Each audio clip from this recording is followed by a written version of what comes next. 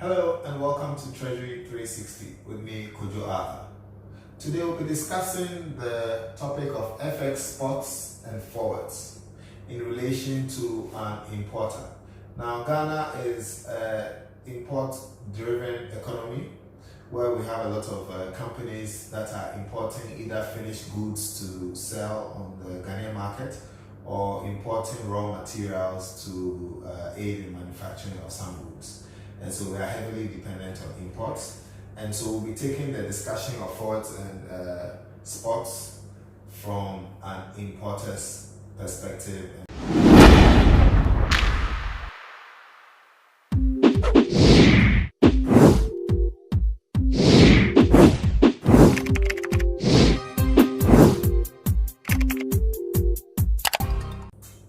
Now, this topic is especially important because the Financial Markets Department of the Bank of Ghana has come up with the FX forward auctions to deepen the forwards market and to support clients who have needs for FX in the future.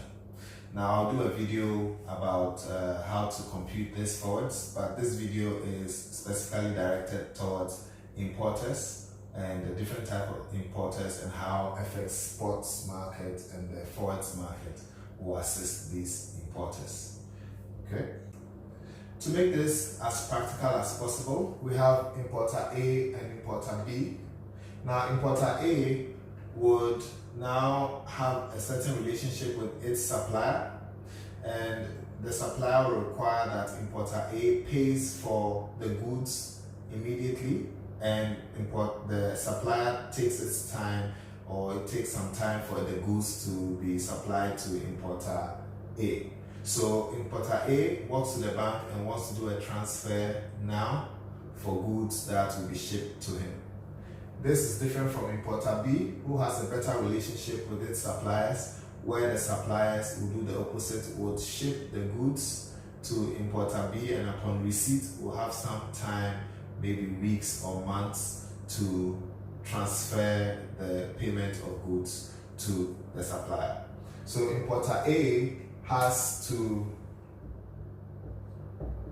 fund transfer,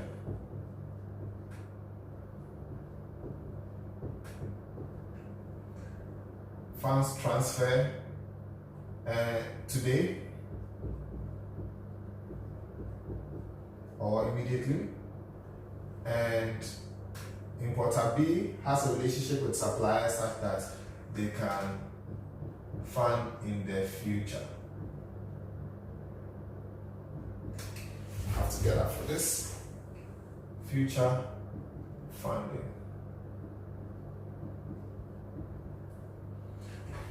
All right. So importer A funds today. Now, importer A has the option of raising the cash himself to fund this import, or can borrow from the bank and then fund their imports. Now, once they borrow and fund today, they have a sense of how much the goods are going for, how much it costs them to acquire the goods. Now they can put in operational cost and staff cost and whatever cost, and add their profit margin, and then go ahead and make their sales. And so they will have their sale price. For importer B, who will be paying for their funds in the future, if they don't have a way of hedging or a way of getting certainty of the rates in the future when they need to do this funding, pricing of the goods will be difficult, which means that they could price the goods with an estimation, and then come the future dates, they would have a problem if the assumed rate for the future is different from what the bank is communicating to the importer B. So for these two different kind of scenarios, this importer A would subscribe to an FX spot, whilst importer B does an FX forward. Okay, so an FX spot says, today, if you want to do your transaction, I give you a rate of 5.4, for example. So GHS, no,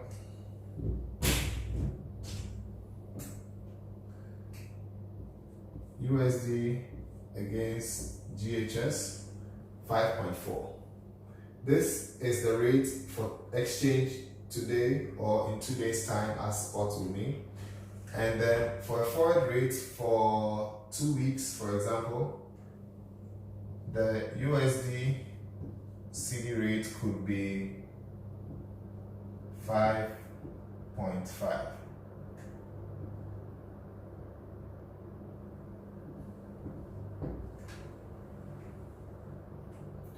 Okay, so with that done, importer A will now be certain that he needs $1 for 5.4 to do their transfer. And importer B knows that in the next 2 weeks, they will be paying 5.5 cedis for $1. Now, this certainty is required for these two importers to price their products appropriately.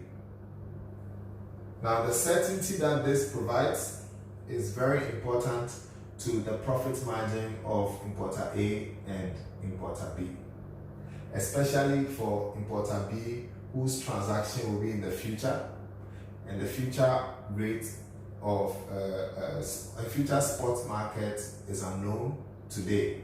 So a certainty of 5.5 works well for importer B.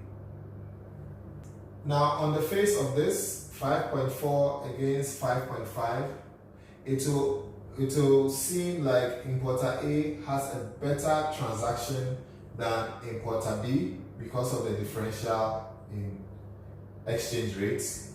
And this is not necessarily true, because if importer A did not have the fund immediately, importer A would have to borrow the funds from the bank at a cost, which it will have to add to this rate to come to par with this rate if the maths were the same.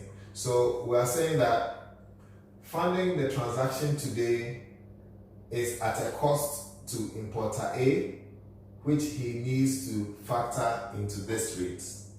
Because importer A funding it today will still have to wait for the goods to come, which means that if they had invested the funds that they used to fund this transaction today, they would have acquired some interest on the money that the cedis that they used to pay for. They pay 5.4 today. So in the meantime, importer B didn't have to borrow. They had to settle for 5.5 now and wait until the goods came in, cleared the goods, sold the goods, and transferred the money in 2 weeks' time. So this is the difference. So even though these spot rates and forward rates are different, it is not necessarily true that importer A has a better rate than importer B. Mainly because importer A would have to fund their transaction today, waiting for the goods to arrive at the ports. And within that time, importer A could have invested their money and earn some interest on it, whilst importer B didn't have to cough up any money today, but wait until the goods came to the port, cleared it, sold it, and had a period of time to transfer the funds. Now let's consider the bankers for these two importers.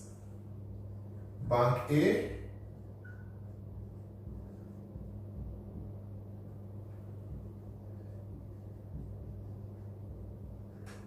Bank B.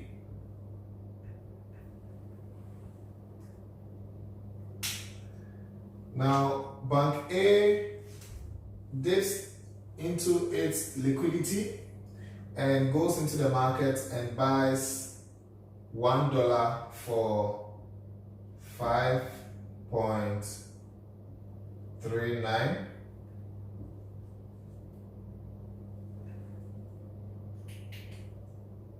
Today, and sells it to importer A for 5.4, thereby making a profit of 0.01.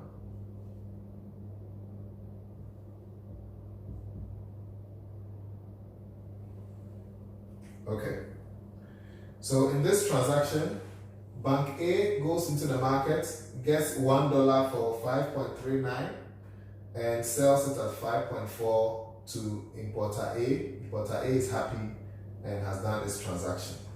Now let's look at Bank B. The Bank B is interesting because Bank B has to provide a FX forward at 5.5 for importer B. What Bank B does is goes into the same market and borrows 5.39 from Bank A. So Bank B calls another bank and borrows 5.39 and invests and buys $1. So Bank B now borrows 5.39 to buy $1 as well. Now that $1, Bank B will lend the $1.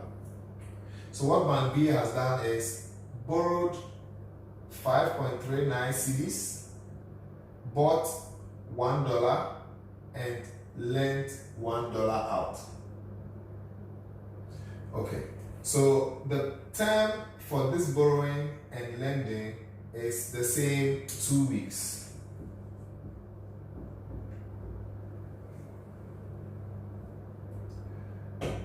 So Bank B has borrowed 5.39 cedis, bought $1 and lent it out to another bank, maturing in 2 weeks' time. In that same 2 weeks, importer B is to return 5.5 to Bank B for $1. So what happens is that Bank B is receiving 5.5 cedis from importer B in 2 weeks when his 5.39 borrowing matures.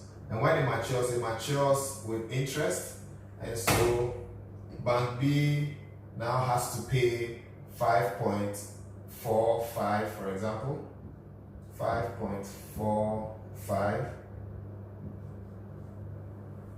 as principal plus interest for its borrowing.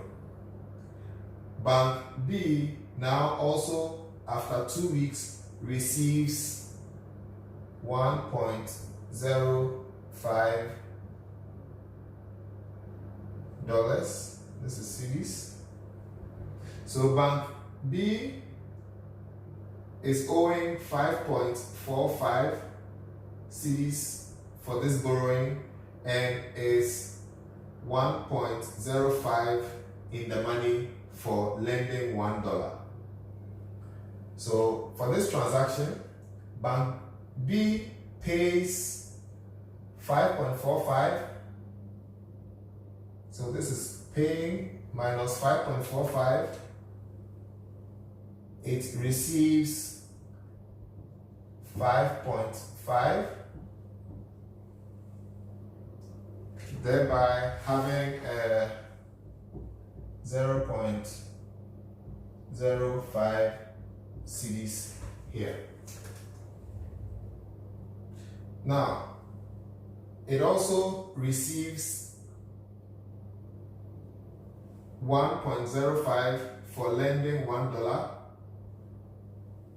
and would have to pay out $1 to importer B. thereby having a 0.05 profit on his transaction.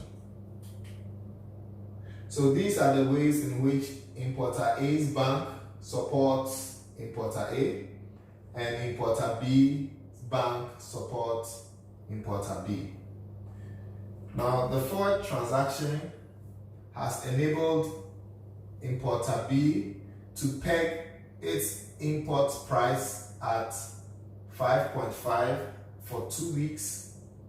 It has also facilitated 2 money market transactions for Bank B and produced an income of 0.05 cedis and $0.05 as income.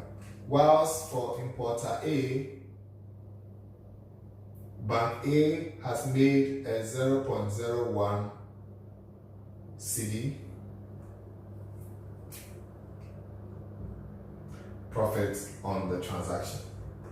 And this is how forwards and spots are transacted between banks and importers or banks and clients. This is a little oversimplified to appeal to importers, clients, to understand the process of generating forward rates and spot rates. However, a more technical explanation, I would do that in my next video, where I look at Bank of Ghana forward auctions and how to bid and compute your forward prices for that auction. Alright, some of the oversimplification would be this $1, for example. Bank B wouldn't have to buy $1, it would have bought a $0.95 to mature at $1, and all the income would have reported in Ghana cedi, for example. Make sure to subscribe and watch out for the video on the Bank of Ghana forward auctions.